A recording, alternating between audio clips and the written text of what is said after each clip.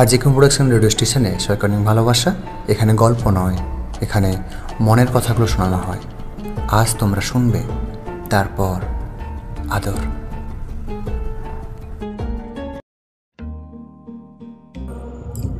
তোমার সঙ্গে দেখা হলে জিজ্ঞেস করতাম, তুমি মানুষকে ভালোবাসো না, অথচ দেশকে ভালোবাসো কেন? দেশ তোমাকে কি দেবে? দেশ কি ঈশ্বরের মতন কিছু? তোমার সঙ্গে দেখা হলে জিজ্ঞেস করতাম, গুলি বিনিময়ে তুমি প্রাণ দিলে দেশ কোথায় থাকবে? দেশ কি জন্মস্থানের মাটি না কাঁটাতারের সীমানা? বাস থেকে নামিয়ে যাদের তুমি হত্যা করলে তাদের বুঝি দেশ নেই? তোমার সঙ্গে দেখা হলে জিজ্ঞেস করতাম, তুমি কি করে জানলে আমি তোমার শত্রু? কোনো প্রশ্নের উত্তর না দিয়ে তুমি আমার দিকে রাইফেল তুলবে? এমন ভালোবাসাহীন দেশপ্রেমিকও হয়? রেখে দাও না আমাকে তোমার করে, আমি থাকতে চাই তোমার পুরোটা শহর জুড়ে। যারা বিরসিক স্বভাবের সঙ্গী পায় তারা কখনোই দাম্পত্য জীবনের সুখ উপভোগ করতে পারে না।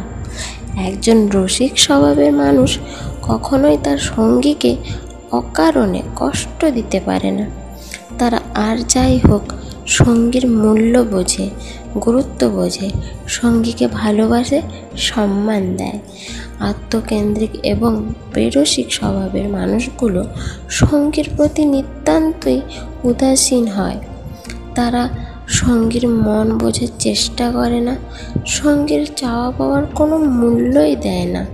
তার কাছে কেবল গুরুত্ব পায় নিজের ভালো লাগা। পক্ষান্তরে একজন রসিক স্বভাবের মানুষ তার সঙ্গীর প্রতি যত্নবান হয়, সঙ্গীর মন বোঝার চেষ্টা করে।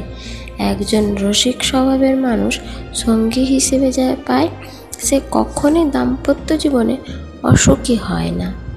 বেরসিক এবং আত্মকেন্দ্রিক স্বভাবের মানুষ শুধুমাত্র প্রয়োজনের সময় সঙ্গীকে চায়, দিনের পর দিন সঙ্গীকে মানসিক যন্ত্রণা দেয়, সঙ্গীর সাথে দুর্ব্যবহার, সঙ্গীকে অবহেলা করাই তাদের স্বভাব। দাম্পত্য জীবন মানে শুধু নিজে সুখী হওয়া নয় কেবল নিজের চাহিদা মেটানো। দাম্পত্য জীবন কিংবা সংসার হলো সেই চুক্তি যেখানে স্বামী স্ত্রী পরস্পরের চাহিদা পূরণ করার দায়িত্ব নেয়। সঙ্গীকে ভালোবাসতে এবং সঙ্গীর প্রতি যত্নবান হতে যারা কৃপণতা করে তাদের চাইতে স্বার্থপর মানুষ আর পৃথিবীতে নেই। দাম্পত্য জীবনে সুখী হতে চাইলে সবার আগে সঙ্গীর প্রতি যত্নবান হতে হয়, সঙ্গীকে ভালোবাসতে হয়।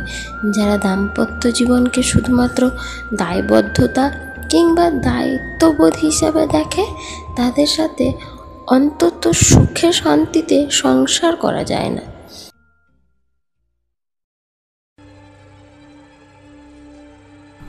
আরজিকম প্রোডাকশন রেডিও স্টেশনে সবাইকে অনেক ভালোবাসা। এখানে গল্প নয়, এখানে মনের কথাগুলো শোনানো হয়। তোমরা তখন শুনছিলে তারপর আদর, সীমা চন্দের কণ্ঠে। সীমা নেটের প্রথম অডিও স্টোরি আমাদের সাথে। সবাই সীমাকে সাপোর্ট করো এবং ভালোবাসা দাও, যাতে আগামী দিনে সীমার কণ্ঠে সবাই অডিও স্টোরি শুনতে পারে। যারা নিয়মিত শ্রোতা, আমাদের অডিও স্টোরিগুলো কেমন হচ্ছে অবশ্যই তোমরা লাইক, কমেন্ট, শেয়ার করে আমাদের জানাও। যারা প্রথমবার আমাদের শুনছো কিংবা চ্যানেলটাই নতুন, চ্যানেলটিকে অবশ্যই সাবস্ক্রাইব করো।